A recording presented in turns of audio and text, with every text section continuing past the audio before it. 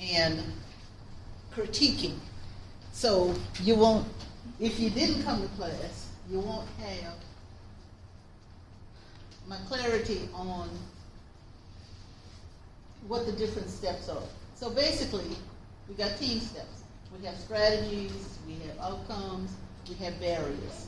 And as we do these critiques, in some cases you're going to be pulling out the barriers, in some cases you're going to be pulling out the strategies, and then even talking a little bit about the outcome. I recommend it because I know next week communication is before the test.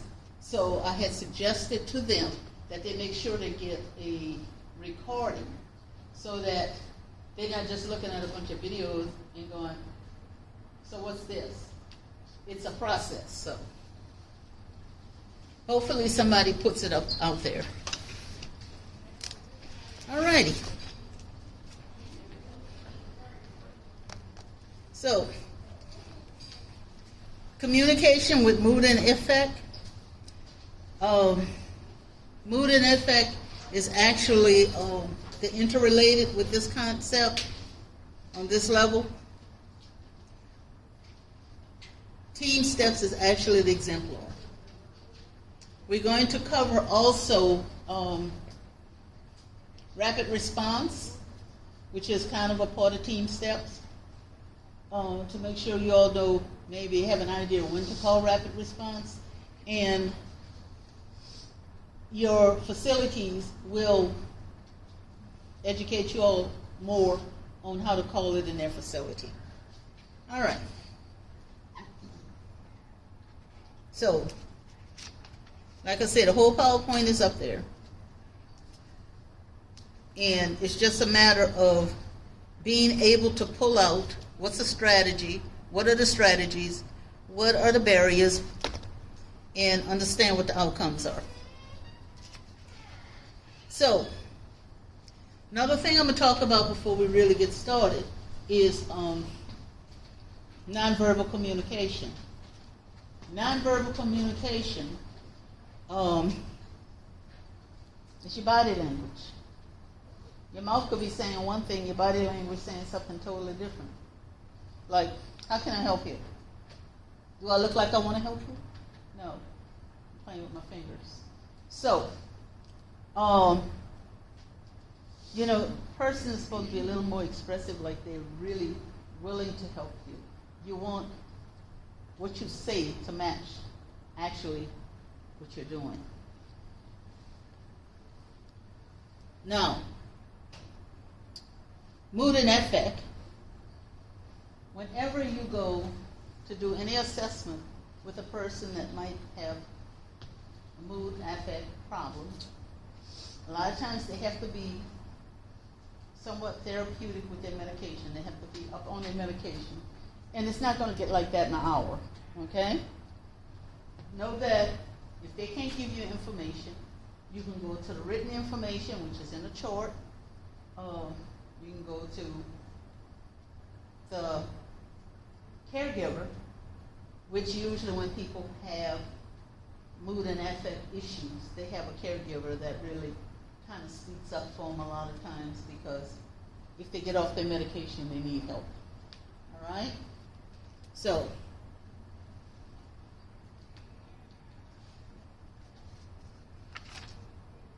this first one is going to be kind of like a skit from other teachers somewhere in the USA, around the world. I'm going to show you the skit, and I also want to know what would you do in this case. These are two nurses getting and giving a report. Your SLOs you already have. This is the tool that you're going to use to help you remember the barriers, the tools and strategies, and the outcomes. So it's on page 29 in that little guide that I told you to download, the pocket guide. It's on page 29. I printed mine out so I can kind of look over at it. So, let's get started. This first one, there was something else I want to say about, I have rapid response activity online. I also have that up. I'm not going to talk about the criterions because it's an activity that you all can get the criterion as far as when to call a rapid response. But we're going to do a walkthrough with a rapid response team. All right. So these two ladies starting their day. Kelly, how are you? Hi, Cindy. What's up? I just got my assignment from Janice, because Janice is in charge. And Janice, once again, gave me 5 total pairs and a floating STNA. Sorry, that's the loudest it's going to I get. just with her. I don't know what she thinks I do. She must think I just sit on my butt and do nothing. But I can assure you that 5 total pairs, I am busy the entire shift. I don't get it. You know, I understand because for the past 3 weeks, every time I've come in, I have gotten total pairs and nursing students with just an STNA. And I am really burnt out. You know, I don't get with her. You know, who said she could be a manager? Because you know what? She doesn't have any clue on how to manage anything. I don't think she could manage her way out of a paper sack, quite frankly. You know what I think the thing is? Management just doesn't understand anymore. They're so far removed from the floor. They have no idea what we do. And I'm just really getting sick of it. I am so frustrated. You know what? I almost wish we had a person who was managing who wasn't a nurse. Because you'd think that a nurse would know what a nurse does, but apparently Janice does not. There's only 8 hours in the day. I just do what I can do. That's my philosophy too. It's like, you know what? When I'm done, I'm done. And what gets done, gets done. And you know what? If they're still on bedpans, oh well, what can I do? I'm only one person. Yeah. What do you think about this attitude here? Oh yeah, that's the scary part. It happens in real life, you know. And you guys will be the new generation of nurses to change that behavior, hopefully. Because it's easier to fall in with them than to make the change, you know. So, huh? She could go talk to a superior in a different manner instead of, or go talk to that, like, that just breeds negativity. Now, mind you, the second person was just as guilty as the first person because she pretty much instigated it. She added to what was being said, you know. I don't think that's a good thing for a resolution. Can you see a patient safety issue here? And first of all, to say you would leave a patient on a bedpan or well. Okay, so now you're willing that a patient get a decubitus because, they would not want that to happen to them, correct? They would not want that to happen to their family member. Okay, so yes, come up with some kind of solutions, and kind of present it to leadership. You know, y'all are busy, it's true, but if there's a problem, then it's better to resolve the problem with a solution than the grumbling, because it takes a lot of energy to do all of this complaining. It takes a lot. While you're complaining, you could have came up with a solution or two. All right. Hi, Kelly. How are you? Hi, Cindy. How are you? I've been better. I've got Janice as our charge nurse again, and once more she's giving me 5 total care patients and a floating STNA. I honestly don't know. Did she ever nurse on the floors? Because who would do that to another nurse by giving them 5 total cares and a floating STNA? Really? Well, you know, I think that she probably just doesn't remember. It's been a while since she's been on the floor. I've been having that problem too. How do you think we can change that? I don't know. I know that I have to cool down a little bit, because maybe what Janice doesn't realize is that when we're this overworked, that patient care is suffering. And sometimes I just don't feel good about myself going home and realizing that after an 8-hour shift, I simply could not complete what I would like to complete as a nurse, what I would like to do for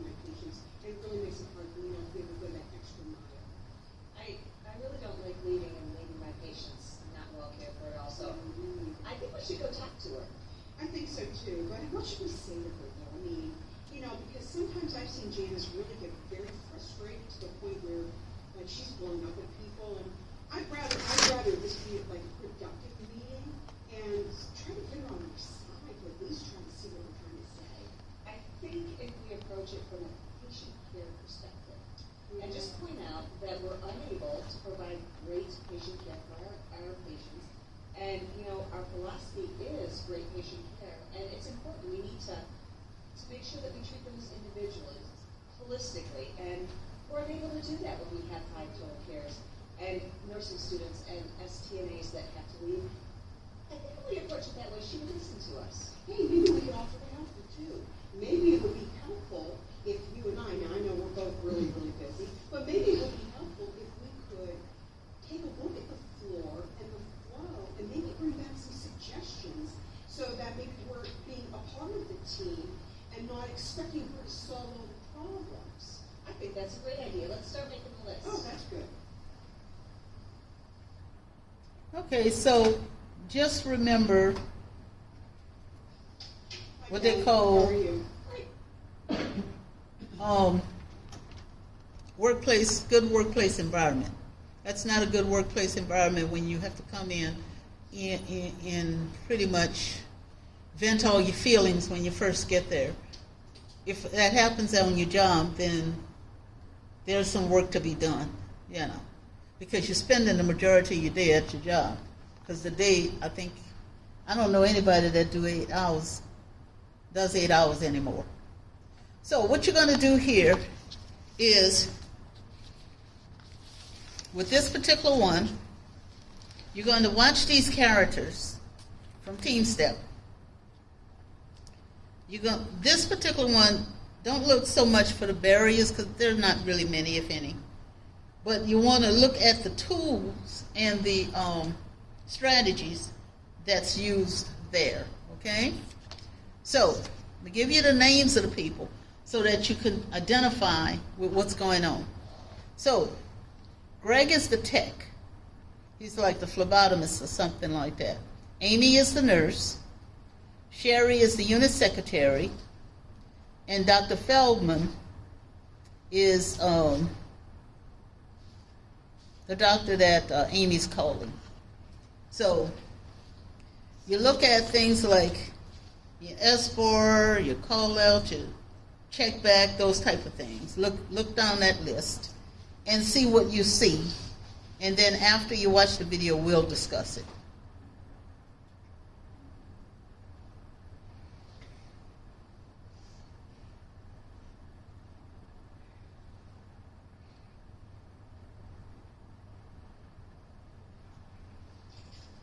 You were going to tell me about the count you met on your cruise. Cruise? Oh dear, I need to get my cat off to the vet. Is there something wrong with your cat?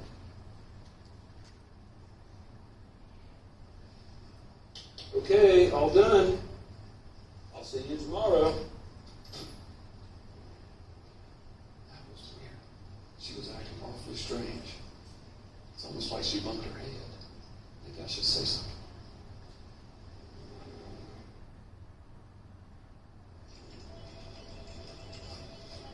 Sherry, do you know who's taking care of Emma tonight? Tonight that'll be Amy. Would you mind paging her for me? Tell Amy that I want to talk with her about Ms. Everett. She appears confused. If I'm not here at the station, I'll be in room 3 drawing laughs for Mrs. Perkins. Will do, Greg. You need to talk to Amy about Ms. Everett, and you'll either be here or in room 3. I'll be in room 3.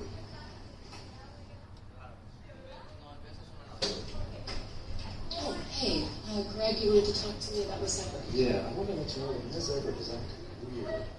I've been drawing her blood the past couple of days, and she's always seemed normal. Last night we talked about her cruise, and tonight she doesn't seem to remember it at all. I think you should check on her. You know, I just checked her vitals about an hour ago. She was napping, but she seemed fine to me. I think maybe you got her just as she was waking up. No, Amy, Mrs. Everett always recognizes me. And even jokes about my being Dracula. I asked her about her cruise, and she started talking about her cat and her vet. She wasn't sleepy, but she looked very confused. I'm not a nurse or a doctor, but I really think something might be wrong. She's acting as if she's bumped her head or something. I'd really feel better about it if you go see her. Yeah. From what you're telling me, it sounds like I really should check on her. Thanks, Greg. Everett. I'm back again. I was in just about an hour ago checking your blood pressure. Greg's a little worried about you. He asked me to come check on you, so I'm just going to listen to your lungs and ask you some questions. Okay? First, I'm going to give you the rest.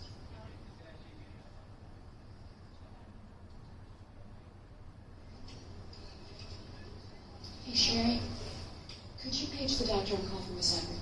Sure.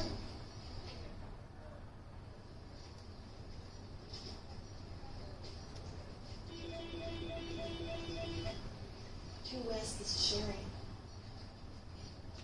I have Dr. Feldman for you.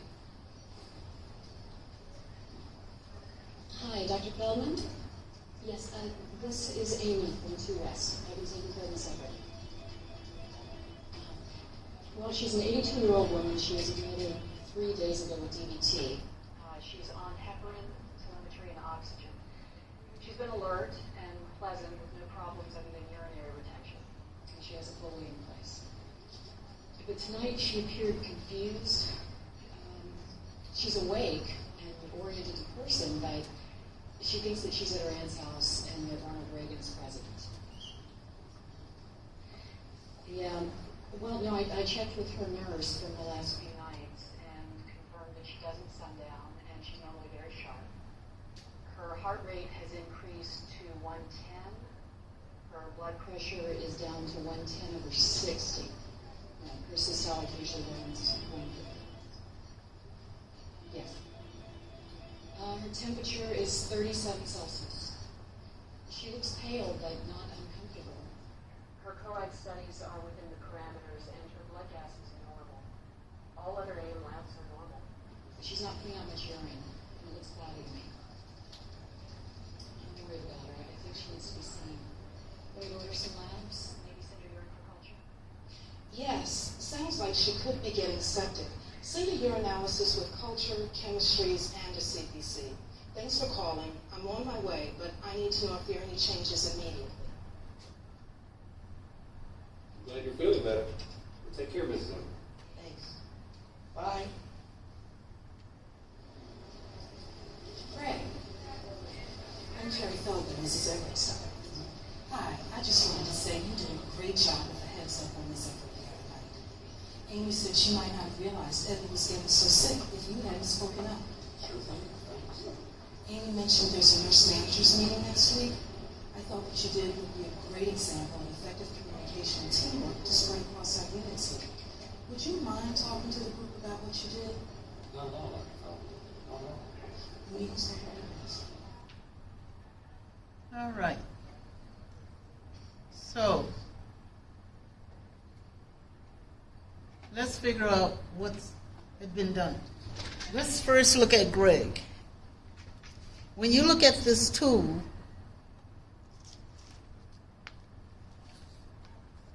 what did you notice? What stuck out to you, Greg's usage of Team Steps?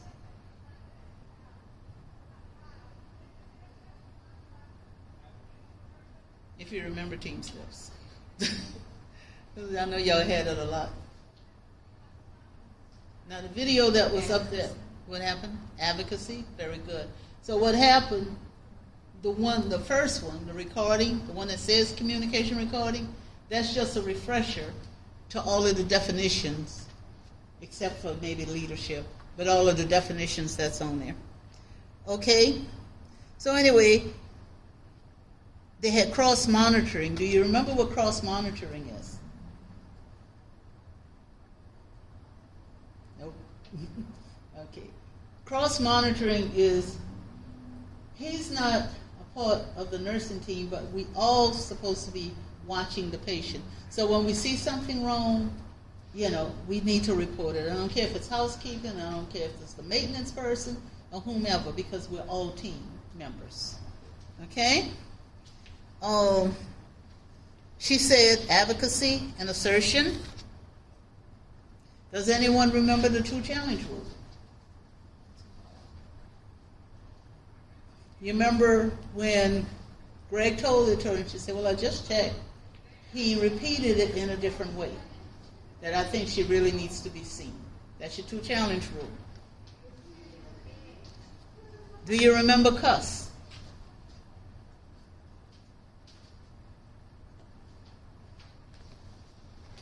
All right. Cuss is concerned, uncomfortable, and it has to do with safety. All right?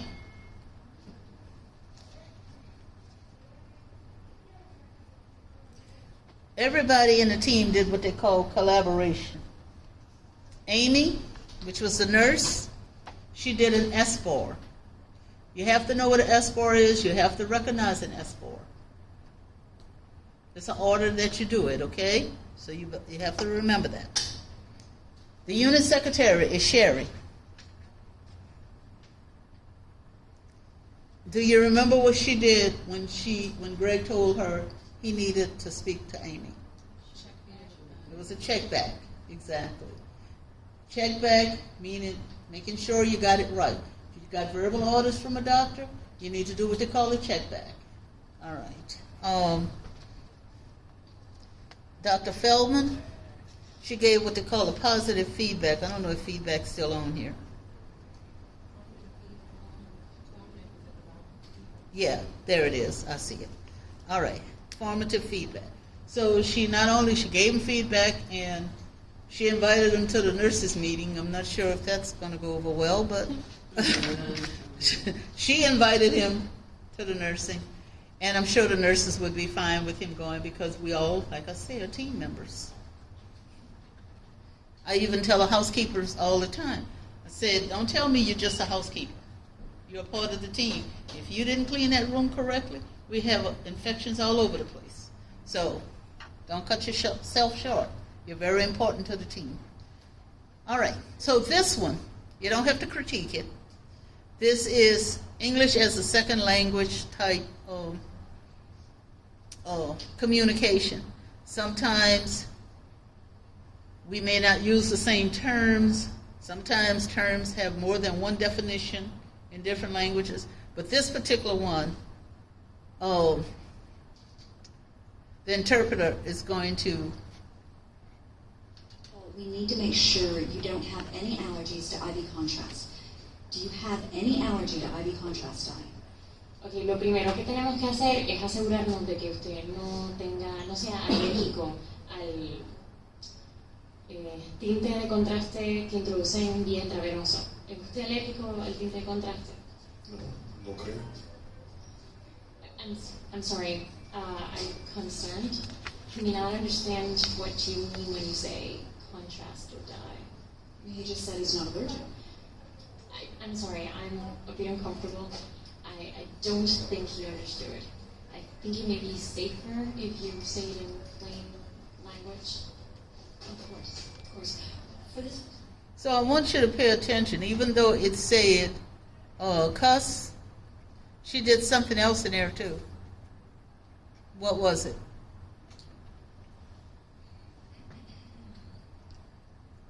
She did what they call a 2-challenge.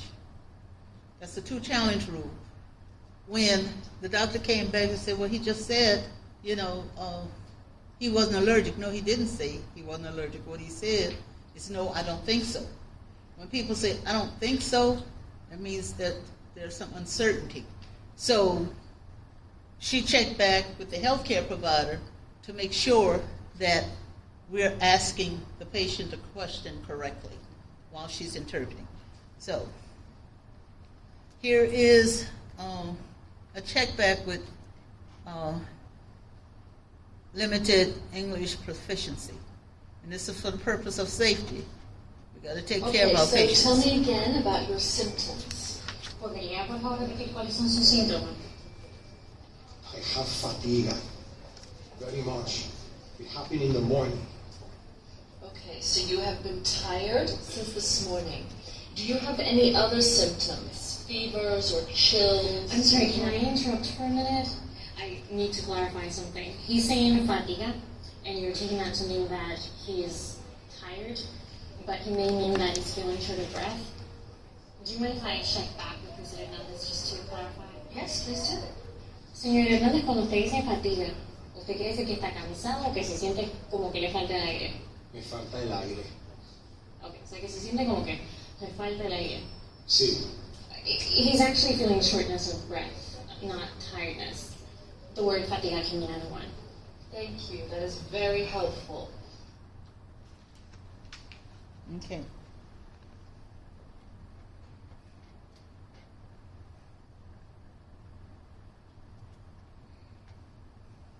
Okay, this is called Descript. It's describe, express, suggest, and the consequences. All righty.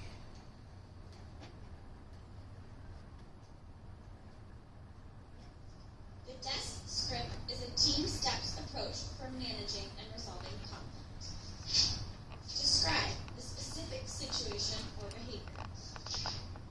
Express how the situation makes you feel and what your concerns are. Suggest other alternatives and seek agreement.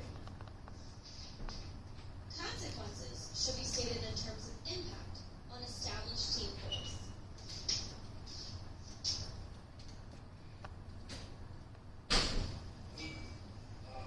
Hey, don't worry, Benny. We'll get you better soon. Don't worry. Oh, okay, yeah. We lower your column here. Ah! What's that? Oh, hey guys, how are you doing? Let's get you back in bed in a second. Okay. Hi, I'm Benny's nurse today. My name's Megan. Hi, Megan. Nice to meet you. Let's make sure. Benny, are you doing okay? Oh, yeah, I feel good. Hey, Benny, can you tell me where we are right now? Oh, White House? Yeah. Okay, so let me just tell you, your brother's been a little bit confused today, so he's concerned for his safety. He's been pretty unsteady on his feet after surgery, and so our concern is that, he needs assistance getting up and going to the bathroom. So maybe instead of helping him, Oh, no, Benny, that's a challenge changer. yeah, well actually, it's a call light as Oh. well. So next time he needs to go to the bathroom, our recommendation would be you actually use the call light, and that way myself and another nurse can assist him up to the bathroom. The concern if he's getting up by himself or with your help, he's so weak and unsteady that he could end up falling and hurting himself and actually prolonging his hospital stay. So within the future, you can use the call light so that we can make sure Benny stays safe. That would be very helpful. Okay, great. Thank you very much. This next one is hard to hear, so hopefully you're close enough.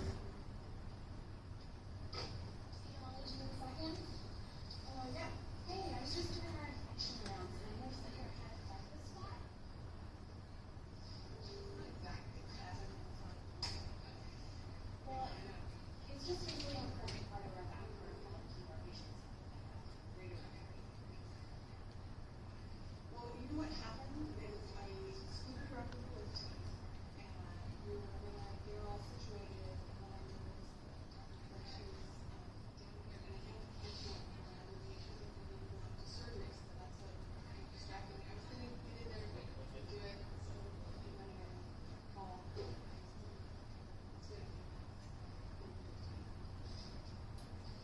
Is there anything I can do to suggest you? That maybe next time when you talk to the doctor, you have to assist him.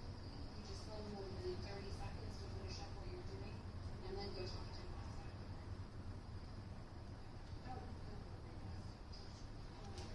And then you know, obviously, the consequences of small volume care, so there's no about that. If you can give him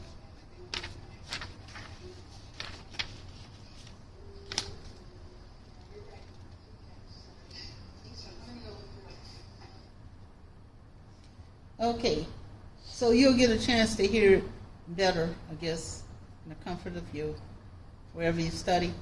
But basically, she didn't use the VAP protocol. And the nurse that made the safety rounds or whatever realized that the patient head of the bed was too low. And when you think about the VAP protocol, you're trying to not allow the patient to get pneumonia or aspirate even. So she made the suggestion the next time, she needs to speak to the doctor, just briefly tell the doctor she needs to speak with him and go back and do whatever it is they need to do with the patient. Because otherwise the patient would be in a hospital a very long time, because now we got a hospital-acquired pneumonia. Okay. So, communication with other healthcare members. You want to always be assertive when you speak. State your concern. State the information that supports it. So if I state my concern and I said such and such heart rate is 150 beats per minute, and that's supporting my concern because the heart rate is too fast. Suggest a course of action. I'd probably want something like a beta blocker in order to kind of slow that heart rate down after the cough, that Ms. Garrison tells you all about. So you'd probably ask for a beta blocker and recap why you feel that's a good option, because this patient's cardiac output has dropped mainly because they're not getting any, the perfusion is down. And that's the reason your heart rate is up, and I mean eventually your blood pressure is going to drop if it had not already. So sometimes it doesn't go over kind of the way you expect it to. You're going to use the 2-challenge rule to state it another way.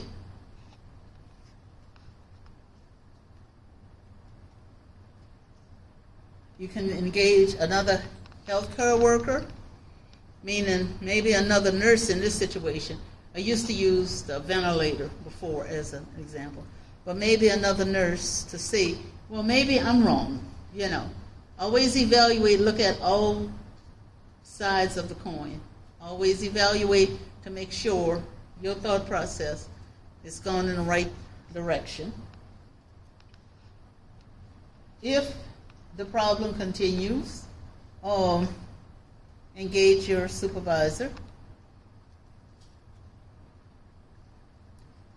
You can engage other team members if you have a concern. I wouldn't go directly to their head doctor or whatever, but we do have something that's called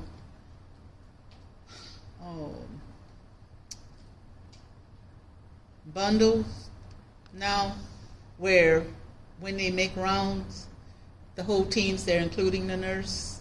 Okay. So, never take a very long time to get a resolution on the problem as critical as heart and respiratory. If it's something that's not life-threatening, okay. But something life-threatening, you don't have much time. All right? So just remember that. You're there to speak up for your patient. If you can't get what you need to just climb the chain. All right? You're not going to sit there and let a patient decompensate on your watch. Let me see. I think this is the one I want to use. All right. I better use another one. This is kind of hard to read in this room.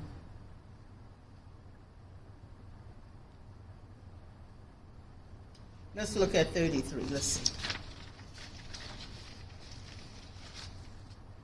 So, we're looking at the scenario. While we're looking at the scenario, we're going to look for any barriers you might see, any strategies that might have been used or could have been used, and any what are the outcomes? Yeah, the outcomes. Okay, so let's look at this one.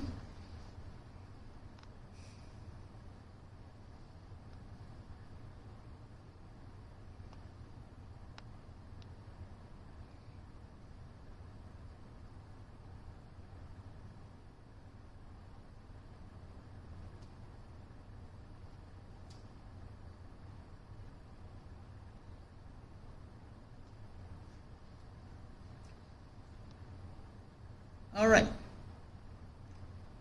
Now, when I looked at it, I really didn't see any barriers. They looked like they did well. Some of them, they lost their patients, some of the scenarios. This one, they did well. All right. So, communication. The first nurse did what they call a call out, alerting everybody that we have a problem.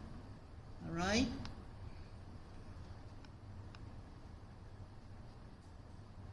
Now, that second nurse did something called situation monitoring. In the area, realizes what's going on, offers support.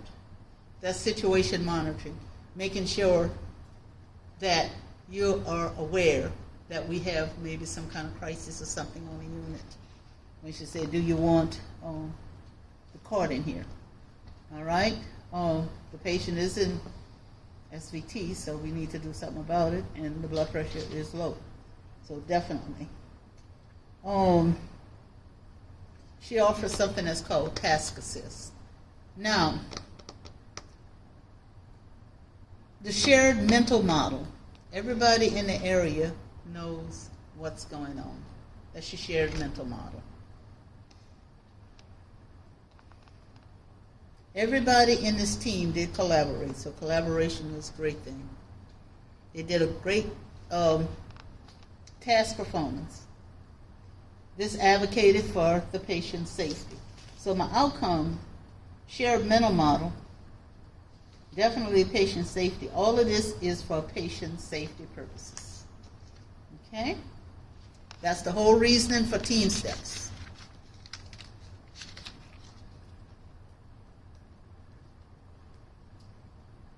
Okay, we're going to go over this one. Now, again, we'll need this. Hopefully you'll start recognizing some of the strategies that's necessary, that's used in here. I didn't see many barriers in here. I don't think I've seen any, but you may pick up some.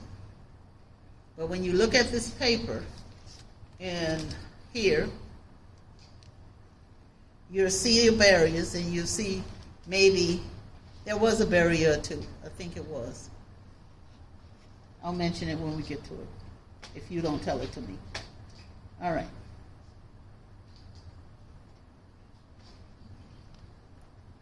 Oh, forgot to tell you their names. Okay, so Hal is the primary nurse. Lucinda is the one he did what they call handoff.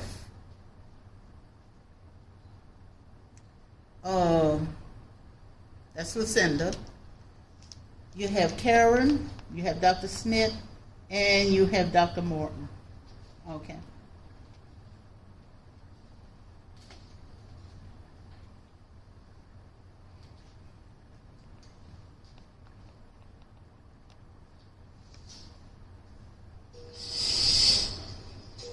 Lucinda, I'm going to need you to step in when I get Dr. Smith. Eddie's complaining of new onset chest pain.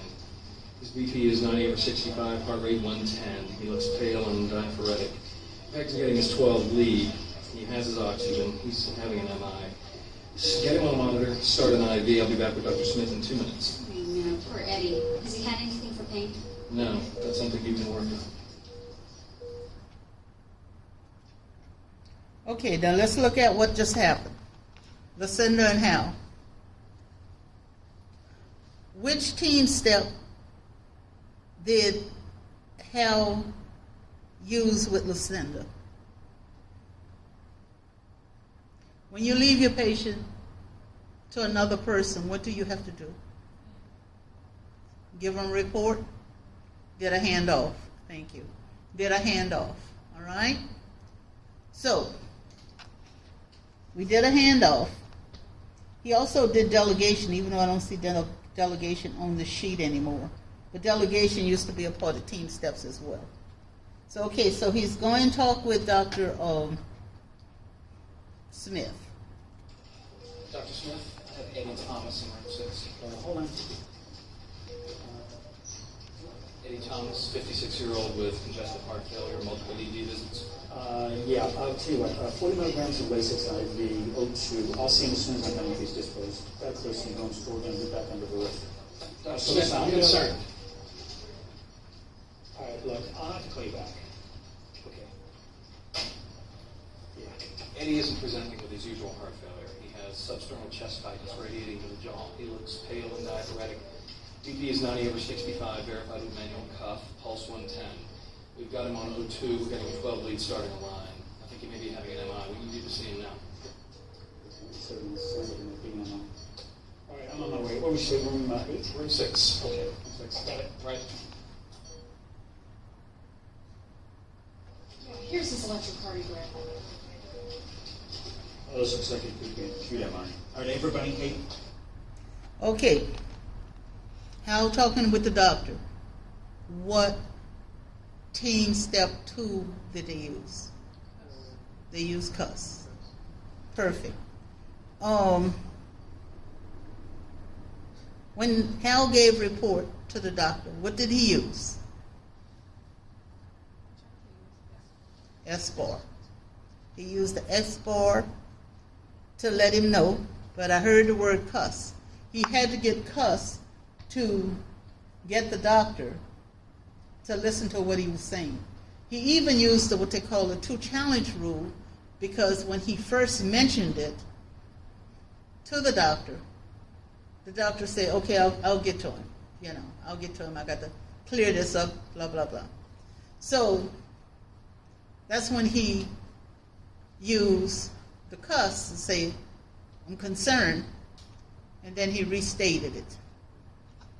Because the barrier here that I did see was, one, mainly the barriers are with Dr. Smith. What was going on with Dr. Smith? Okay, he didn't have the information because he was complacent. All right? Complacency is like, oh, this is a frequent flyer, he here all the time. I know what's going on with him. No, you don't know what's going on because this time it's different. All right. So, he looked like his workload was heavy, Dr. Smith. That's a barrier. He looked like his workload was heavy because he's saying, if I don't get this done, blah, blah, blah, we're going to go on diversion. So I could see a workload issue. So I would say complacency and workload would have been the problem if Hal did not step up for the patient. So Hal advocated for his patient, all right? And that's one of the things that you guys will have to do. You will have to advocate for the patient because, again, the whole purpose of team steps is safety. Okay.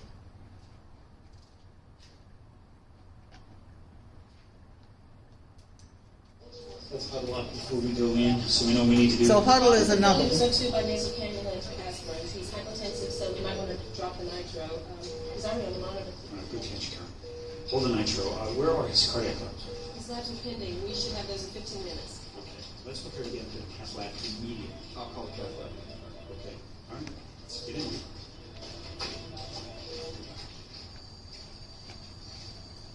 Hey. Okay.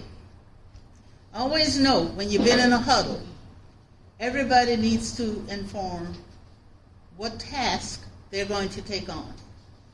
Because if the task is not taken on and somebody identifies, I will do this, sometimes things don't get done. So just remember your task orientation. Karen did what you call a shared mental model in the fact that, and that's under outcome, in the fact that she said she had turned off the nitroglycerin because the blood pressure was extremely low, but the patient was on a monitor. So she kind of built up what's really going on with the particular patient at the given time. All right? So she's keeping the team alert. Hal said he's going to call the cardiology department. So everybody stated what it is that they were planning on doing. All right. And of course they were in a huddle. And inside that huddle, they did something that was called a brief. So everybody would know what's happening.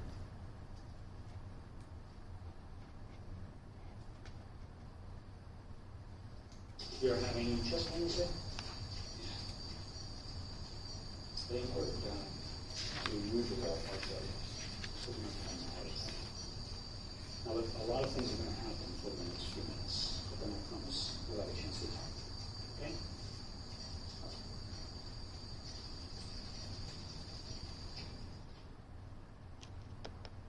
The chest x-rays here. The cath team confirmed they can take Eddie in 5 minutes. Dr. Martin's on line 3 for you. Okay. Right back. Thanks, Tom.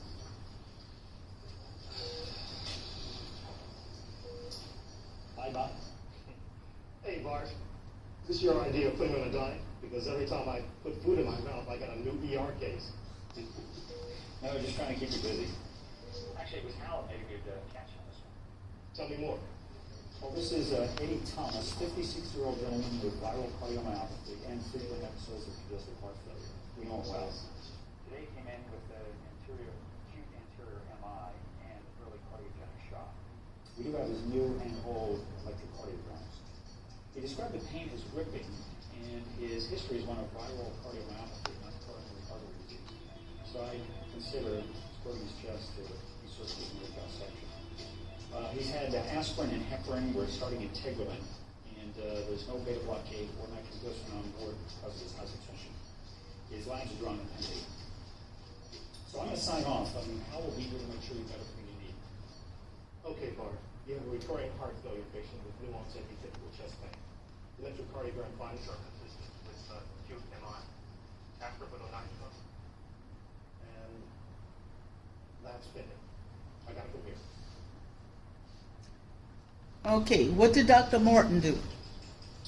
Hey, Hal. Good job with Eddie earlier today. 1 second.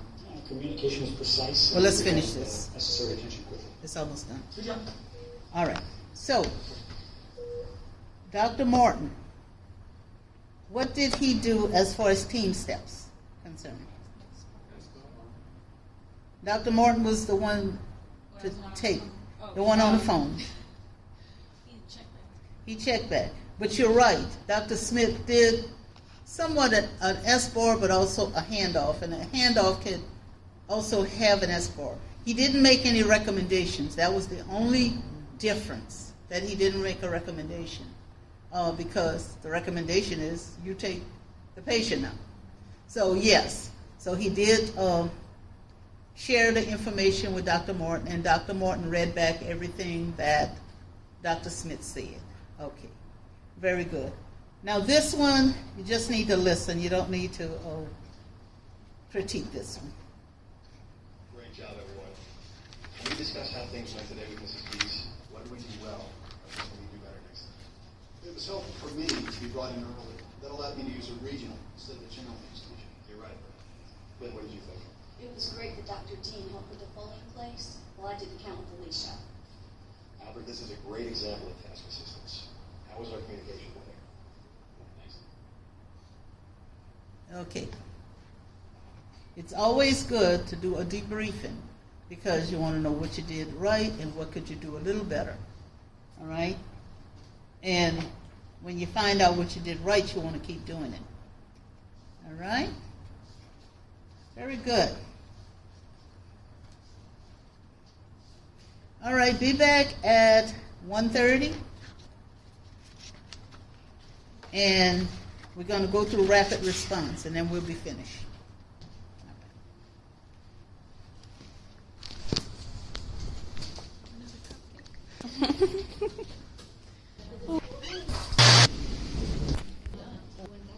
I usually ask you for your output, or your input rather, to, sure, thank you. To improve, put in, take out. So I would like your insights on it. I appreciate it. And when you finish, you can turn it over on that desk where you see the sign-in list. So this next half, you're still going to need this. If you didn't have a copy, it's in that little pocket guide on page 29.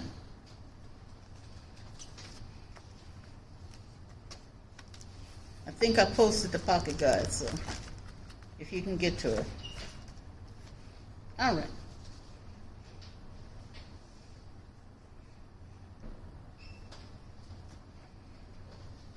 So if you're recording, you can turn on your recorders. About to get started.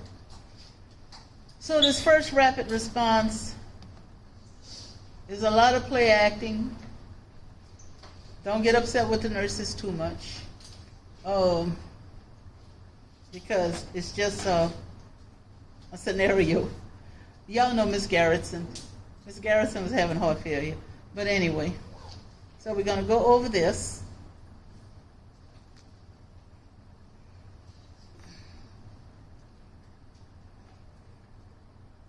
So rapid response, you want a rapid response rather than a cold. If you see a patient deteriorating, then you want to do something about it. So,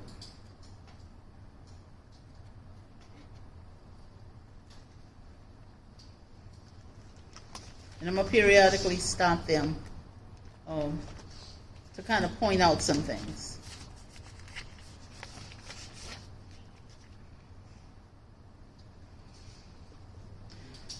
Hello, my name is Stephanie. I'm going to be your nurse this evening. How are you feeling? I'm so tired. I can barely keep my eyes open.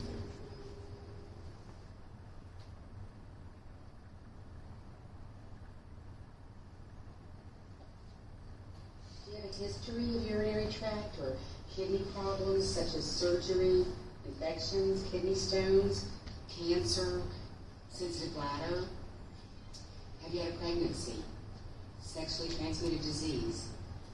Have you been taking any antibiotics, muscle relaxants, medicines for neurologic or stomach problems? Have you been experiencing any urinary retention, urgency, frequency at night, burning during urination, nausea, vomiting, or chills? I take Tylenol and he has birth control pills.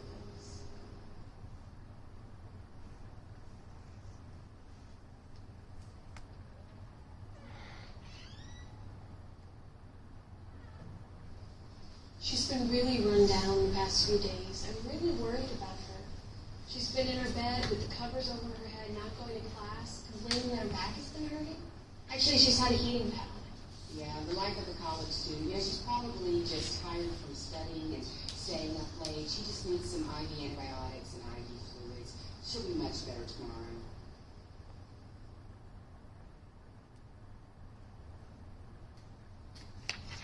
Let's stop it right here because it's something I want to cover. Did you all hear something stated incorrectly? What the nurse said? Yes. What did she say? She's studying too much? No, she said she felt better tomorrow. She can't guarantee. Oh. Don't do that. Yeah. She, and also from what you said, the young lady is being stereotyped. You don't stereotype your patients. You know, her being a college student and all of this. Oh, you can't like take college students and all college students out there partying in different, you know, ask the nursing students. Some of them don't even know what's on TV right now. But, yeah, that is a no-no. That statement is a no-no. That she'll be better tomorrow. You don't know that for sure. So good catch. What she should have said, well, first of all, this is the roommate, am I correct? Maybe she got permission, maybe she didn't. But just always know that when you're talking to a patient about healthcare issues, make sure with that patient that it's okay for that party to be in there while you're discussing their life or their health, all right? So permission should have been obtained. And all she should have said was, you know, we'll give her the treatments, whether fluid, antibiotics, and we'll monitor her condition. But you cannot say a person is going to be better tomorrow. You know, that's the worst thing you can do to a family. I'm Gerald at 102, and a heart rate's actually 120. I've given her Tylenol twice during my shift, which seems to help her just fine. And she also has IV fluids running at 100 miles an hour.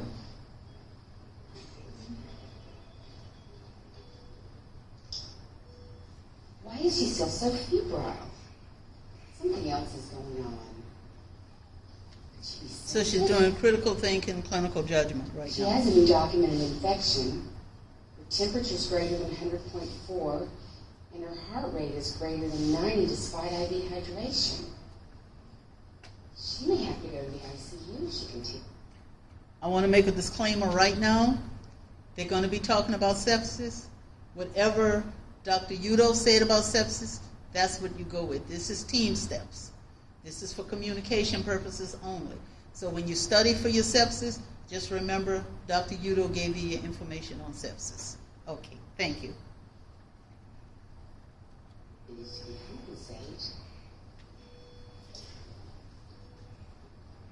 Sarah, this is Stephanie. Can you wake up for me?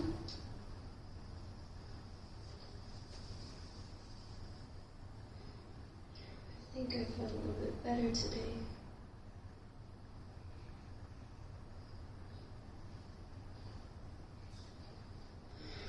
According to our hospital guidelines, she meets several criteria for activation of the rapid response team.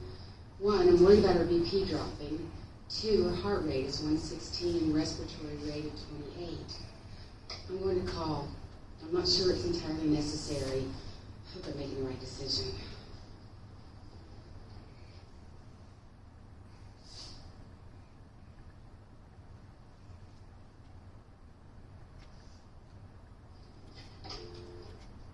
One thing I want to alert you all to, don't feel uncomfortable about calling rapid response if you think your patient is in danger. Call rapid response. They can easily cancel it if necessary. But, don't put the patient's life at risk because you're questioning, am I doing the right thing? If you got vital signs like that, yeah, you're doing the right thing. Okay? Yes, operator, could you please pay to rapid response team? And then we're going to go to room 221. Right. Patient's blood pressure is dropping. Thank you. And you don't tell that to the PBX operator about the blood pressure dropping. That's not a good place to give that information. Just the room number, where the patient's located. Okay, we're here. Why did you call us? What seems to be the situation? This is Sarah, and she goes to the Edward Winter University and came into the ER with pyelonephritis. She was admitted yesterday afternoon. She has no remarkable medical history. She has a temperature of 102.8, and I'm worried that she might be septic. Well, what would you expect? She has a UTI. She probably just needs a little more fluid. So did you really need to call us? You know college students, she was probably out late each night. What's going on here? Is she okay? She hasn't been feeling well for a while, and she hasn't been out at all. Anyway, we'll take it from here. She's still febrile and tacky. When did she get her last bolus of fluids? I received your page and I heard the rapid response called overhead. What's going on with my patient? Can you handle this for me? It is just a complicated UTI. I've got another patient consult in ED. I'll be right back. Hang on, Stephanie, before you call me, you have a chance. Let's give her a fluid bolus of a liter. When was her last acetaminophen?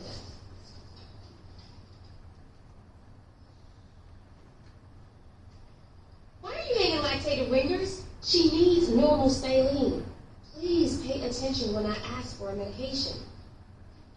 And why did you give her acetaminophen? She had it 2 hours ago.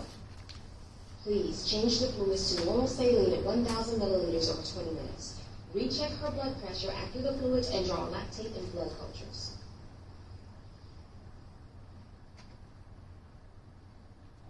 Okay, let's look at this little part. Marie is the NP. When she called out that the patient needed a bolus, did she state the medication that she wanted? Did she state lactated ringers and normal saline? Where did Vicky go wrong? She didn't verify. She didn't check back. Vicky did not check back. Vicky made an assumption to put the lactated ringers on. Marie didn't say what she wanted. Now, speaking of Marie's attitude toward the patient, she too is using that, complacency, conventional thinking, whichever one, but mainly complacency, in the fact that you assume because she's a college kid, she's been out drinking all night. Would you handle a family member the way she handled the lady at the door? No. The way she handled Vicky, the night nurse? No. That makes for a team that is disoriented. There's no team orientation there whatsoever, because Stephanie was already concerned about even calling rapid response, probably because she knew she was going to have to deal with Marie. But the patient is the most important, not Marie. Marie has nothing to do with this. Marie needs to do her job, and she needs to do it professionally. So when you have that kind of atmosphere, that kind of work environment, it makes it unsafe for the patient, because things are not going to be done, and they're not going to be done properly. In the hierarchy, even, I'm looking at Marie with the hierarchy issue. You know, she's here, the nurses are here. Because when you can talk to people that way, you think you're above them. There is no way you talk to anyone in such a manner and don't think more highly of yourself than you should. Okay? Now,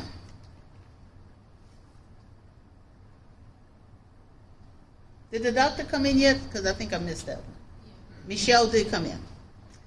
Her people went off. What would you say would be a barrier with her? You said, come on, very distracted. She was distracted. And just to say, oh, it's a complex UTI, Marie, can you handle this? You know, she got to be somewhere else or whatever. So, again, can you see this patient not doing so well? Okay. There is no team performance here. There's no team orientation. There is no true shared mental model, because what's being said to the nurse practitioner is going like this. She decided she's going to hear what she wants to hear. So let's kind of finish it up. I felt sad for Vicky. Vicky looked like she was about to cry. Some nurses would come back at her the same way she's going. It's not a good thing, though. Heart rate of 100, respiratory rate of 24, and a BP of 86 over 40. Wait, Marie, can I talk to you for a second? I know it was something else I wanted to say about Vicky. You remember Vicky gave her Tylenols in the middle of the night? Vicky should have already called somebody before Stephanie even gotten there, because this has been a problem all night. She might very well be a very brand new nurse that didn't reach out to ask for support for her colleagues. So just remember, always ask for support. You know, they're your support system. Because when you walk out there, you don't know everything when you first go out there. And some of them forget that when they first started, they didn't know everything either. So are you going to move her to the ICU and initiate the severe sepsis protocol? I think I should notify Dr. McCormick first. I want to know what she thinks about this. She needs to be moved. You can check with Dr. McCormick, but the rapid response team is responsible for her treatment. We need to move her to an area where she will be monitored. Yeah, she needs to be moved, but the rapid response team doesn't realize how sick she is. I'm concerned about her BP dropping too quickly. She's not responding to treatment, and she won't be monitored closely enough in the step down. You say move her to the ICU. I still think I should notify Dr. McCormick, but I'm not going to disagree with Marie. There's not enough time for that.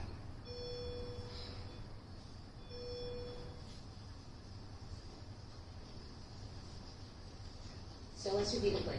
I will facilitate her getting a bed and step down. Dr. McCormick, please put in the transfer orders and be sure to include the sepsis protocol. Please call me if her pressure drops below 85. And will you come back to see her? Dr. McCormick and I will be back to see her after she's admitted to step down. If you have any concerns about her or if she gets worse before then, please call us.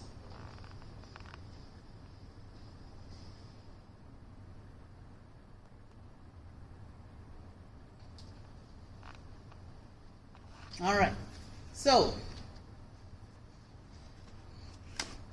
let's look at this last part of this. Oh, I don't want anything else to start. So.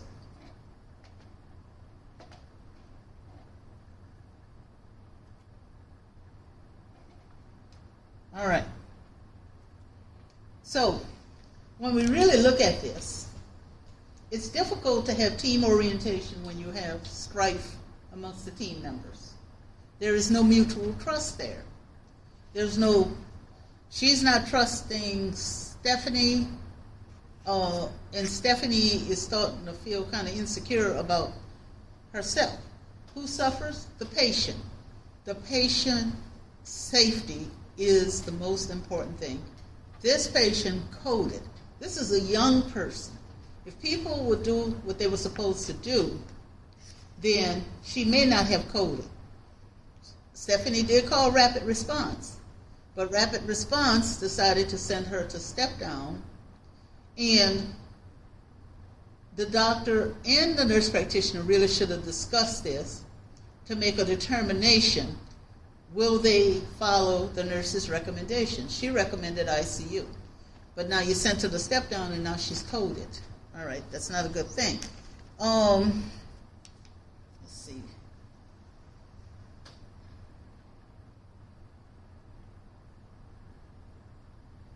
Let's look at Vicky again. What do you think Vicky could have done about Marie's tone?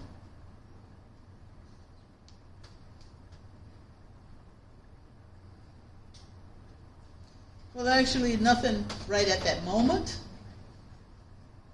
But we would have an assertive talk outside that patient's room once I get that patient stabilized. And if that didn't work, you remember those steps I went through, like if and when, it needs to escalate up to the supervisor or whatever. So, yes, you don't have to take that kind of abuse. That was very abusive. She was abusive to Stephanie. She was abusive to Vicky. Vicky made some mistakes, yeah, but so did Marie. Because how are you going to order a fluid and you don't say what fluid? So just make sure that everybody's on the same page. All right? But as far as the resolution for Marie, I would probably take it up the chain of command. All right? So let's see. Stephanie was requesting ICU. Maybe Stephanie should have advocated for the patient because she was so concerned about calling Dr. McCormick because she just had a discussion with Marie. Guess what? Call Dr. McCormick. It's your license on the line. All right? Call Dr. McCormick. Tell Marie, well, I'm going to call Dr. McCormick. Because she said, well, you can call if you want. I will call Dr. McCormick, period. Because I really think this lady is too sick to be on the step down. Do all you can do as a professional. Now this one is kind of a reprieve of what just happened.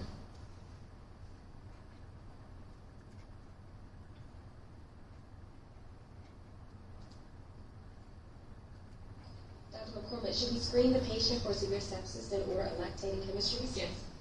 Stephanie, please bolus a liter of normal saline. I will call the ICU triage physician. And Robert, will you go to the nurse's station and get a copy of the severe sepsis order set? Yes, I'll get the severe sepsis order set. Screen for sepsis.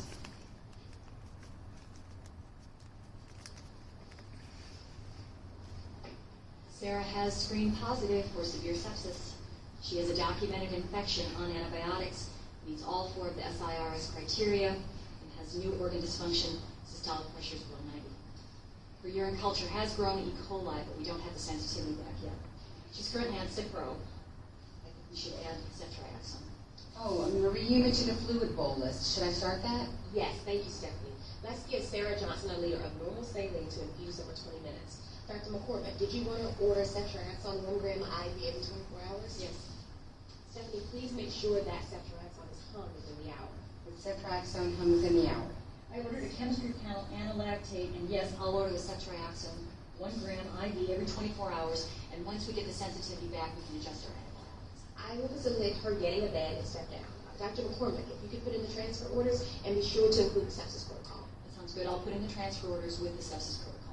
Marie, Dr. McCormick, I need clarity.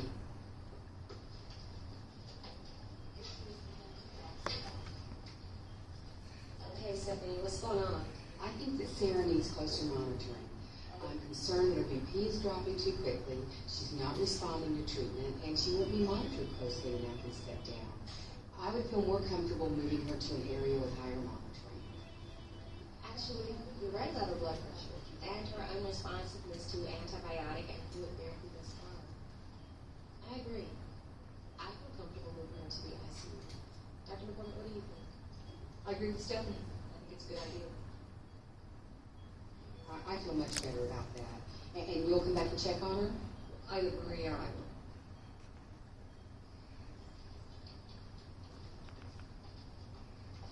So let's review the plan. I will facilitate her getting a bed in the ICU. Dr. McCormick, if you could put in the transfer orders and be sure to include ceftriaxone 1 gram IV every 24 hours and ciprofloxacin 400 milligrams every 12 hours. That's ceftriaxone 1 gram IV every 24 hours and Cipro 400 milligram IV every 12 hours. Robert, can you make sure we have oxygen and emergency equipment available for transport to the ICU? Yes, that's oxygen for transport and emergency equipment. He didn't get to talk the first time. He was just a silent guy. You say, I'm not getting into this discussion. Her color's pink, her BP's 110/68, temperature's 100, heart rate is 86, the respiratory rate is 16. She's less lethargic and her color's better. That's great. Has Dr. McCormick been back to see her looking more comfortable? No, I haven't seen her since we moved to the ICU. So let's quickly go over the rapid response call. Thanks, Stephanie, for being worried about Sarah and calling rapid response. Also, thanks for speaking up about moving her over to ICU. Thank you, Marie. And Robert, thank you for being so efficient in getting Sarah to the ICU. I'll page Dr. McCormick to remind her from the follow-up.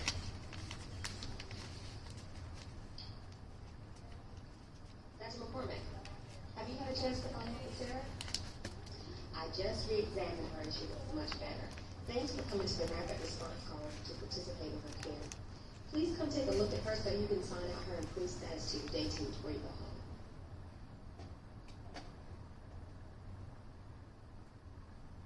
home. Okay. So, they did a lot of checks and balances this time. They did a lot of check backs, read back, actual orders, full orders. So, they did a much better job. In this situation, they had the shared mental model. That means everybody in that area, they know what is going on with that patient. They had a good team orientation because, one, there was no defensiveness, there was no nonverbal communication. Nonverbal communication, if you remember I said earlier, that eye rolling that she did, the way she turned her back to the friend, that's poor nonverbal communication. That means you don't count for anything. That's what that meant. You roll your eyes at somebody, they don't count for anything. Okay? So you got to be careful. Because you have good team orientation, you can have something that's called mutual trust. I would not trust the first scenario that I did. The Marie, I would not trust her in that. Now, I would trust Marie the way she responded in the second one. All right? We want to mainly be concerned about your burnout. The way Marie handled Vicky was, you think Vicky will be there after 2 years if she doesn't get a backbone and advocate for herself? You know, she need to advocate for herself. When you have somebody disturbed that way, you cause them to make accidents. Like she accidentally hung lactated ringers. She's not comfortable. If you're not comfortable, patient safety will be an issue. We want our patients to be safe. We're there for the purpose of making their lives better, not worse. All right. They had an effective team performances in that second video. They actually had team performances. They worked well as a team, maintained safety, and had the patient-centered care in mind. So it was all about the patient. The second times, she actually took into consideration what Stephanie had to say. What you realize as a nurse, nurses are at the bed 24/7. You might be 12 hours, and you might be the other 12 hours. But ultimately, the nurses are the eyes, the ears, the hands for just about everybody else. And the nurses need to advocate for their patients. Okay? You have them to treat the patient. You want to treat the patient like you would want one of your loved ones treated, okay? Now, this next one, I believe the reason I put this one in here is so that if you've never been a person to do a report, I've never been in a situation where a report is being given, a patient is being monitored, I have this one. This is a different patient.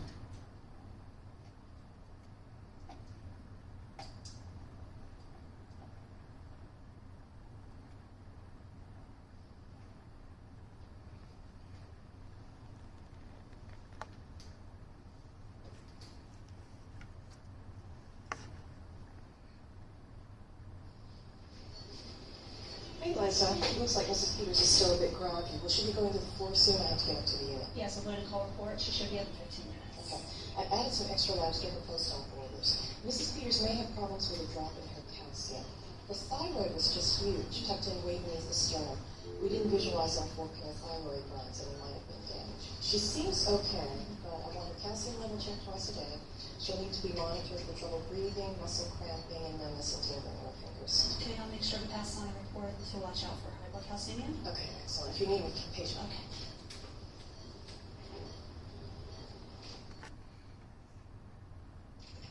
Hi, Carla.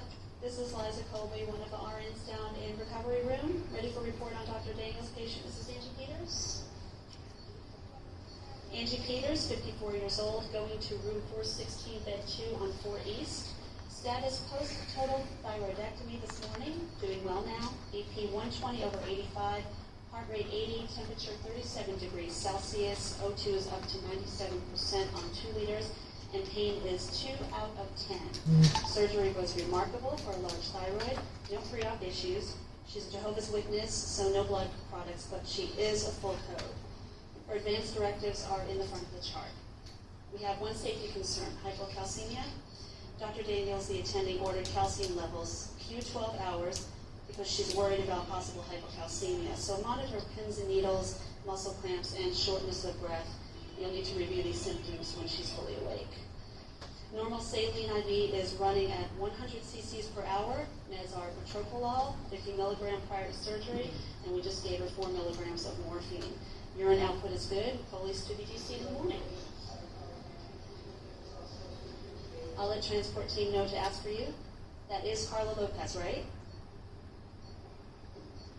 What else can I tell you? Oh, yes, that's right. You've got all the information right. Good question. There are no known drug allergies.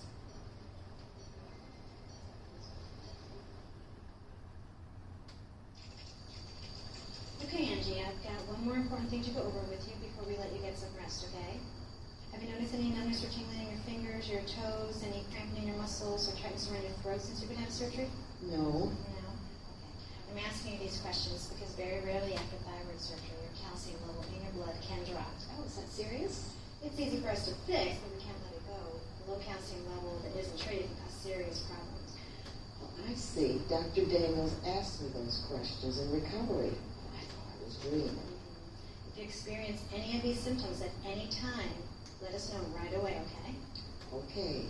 This is making me nervous. Oh, I'm not trying to scare you. Dr. Daniels just wants to be safe. Low calcium levels are rare. They're easy to treat. We'll be checking your blood tests. If you have any symptoms, we'll contact Dr. Daniels immediately. We just want you to be aware of what we're looking out for so that you'll let us know, okay? Okay, so tightness in the throat, tingling, and what was the third? Muscle cramps, right? That's right. It's nice to have your daughter here to help keep an eye on you, right? Do either one of you have any questions? No, I think we'll be okay for a while. Okay. Now here's your call button. Get some rest, and I'll be back to check on you in a little bit, okay?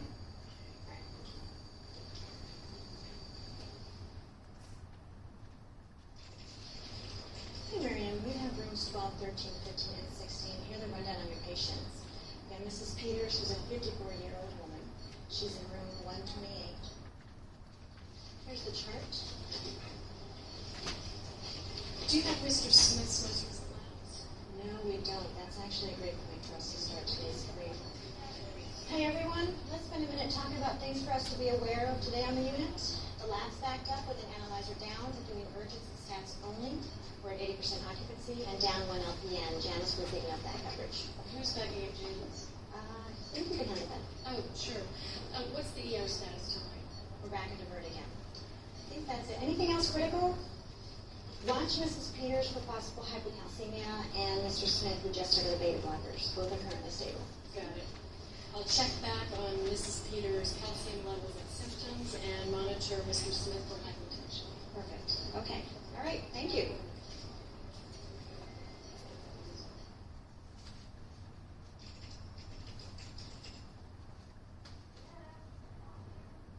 Can you please tell the nurse I'm having some cramping and some numbness in my fingers? Mrs. Peters, this is Miriam. I'm right outside. I'll be in shortly to check on you. Billy, can you check if we got Mrs. Peters' labs back from this afternoon?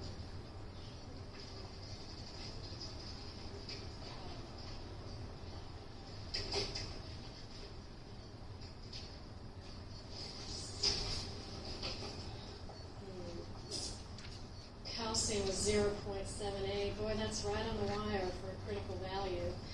Let me see what her pre-op value was. Who's on the board for Dr. Daniels tonight? Dr. Ashley George. Thanks.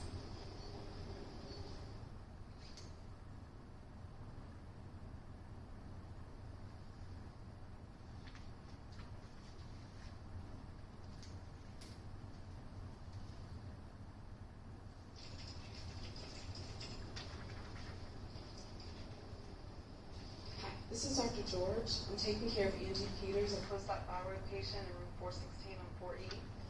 She's been dropping calcium level pretty fast, and she's showing symptoms too. We'll need to treat her, but she's not tolerating PO meds. Can you help me with the IV dosing? Okay, you're going to need to write for 1 gram of calcium gluconate diluted in 100 milliliters of normal saline, IV for an hour. Okay, so let me confirm that. 1 gram calcium gluconate diluted in 100 milliliters of normal saline IV over an hour? Correct. IV calcium has to be a slower infusion. If it's given too fast, you risk vascular damage. Okay, great, thanks.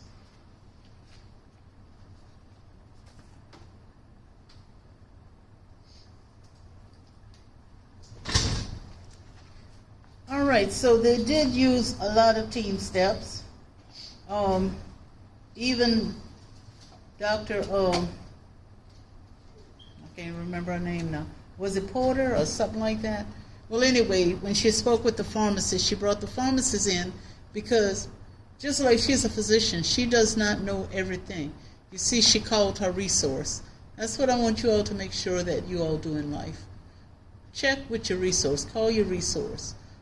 Check your resources like your drug resources, because the good thing about today, you all don't have to necessarily carry a drug book because Epic has the medications inside of Epic. Oh, and I think most facilities use Epic. My favorite is Medscape. It's a free, kind of a free software that, you know, it tells you you can get your drugs interactions, you can get a lot of other things. But I think it was created with a grant. But most hospitals have Epic. So use your resources. Even, I think, the LCMC, and I'm sure Auctioner also has it, where they have something that's called Up to Date, where they have resources where you can actually know what's going on with the care of the patient. If it's a patient like you've never taken care of before, and you want some insight on how to care for this patient. So use your resources. We used to have to carry book sacks, just like you all carrying now. When I worked ICU, when I came to work, I had a book bag that I put in the break room because I didn't know everything. So, you know, don't get out here and stress yourself and frighten yourself saying, I don't think I know enough. You know plenty, but you need a lot of help. Okay? Well, if you don't have any questions, that's it. You all have a good weekend. Thank you. You had a long day. I gotta go to work right after this. Oh, you have an even longer day. Good Lord. You get off at 11? You get off at 11? Yeah, not the hospital. I'll be off at about 10. Oh, okay. All right. If you did the evaluation, just stick it here, turn it over. It would be appreciated. Yeah. That's an evaluation. Any improvements that you see that I might need to do.